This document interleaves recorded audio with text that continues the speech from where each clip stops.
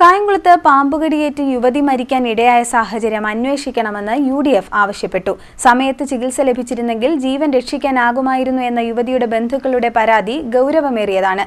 സാധാരണക്കാരുടെ ആശ്രയകേന്ദ്രമായ സർക്കാർ ആശുപത്രിയിൽ മെച്ചപ്പെട്ട സൗകര്യം ഉറപ്പുവരുത്തുവാൻ സർക്കാർ തയ്യാറാകണമെന്നും നിയോജകമണ്ഡലം ഭാരവാഹികൾ ആവശ്യപ്പെട്ടു.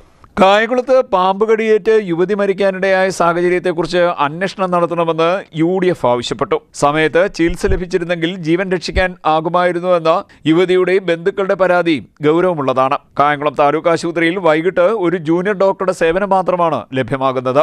ആന്റിവെനം ലഭ്യമായിരുന്നില്ല എന്നത് പരിശോധിക്കണം. ഉണ്ടായിരുന്നുവെങ്കിൽ തന്നെ എന്തുകൊണ്ട് നൽകിയില്ല എന്നതും അന്വേഷിക്കേണ്ടതാണ്.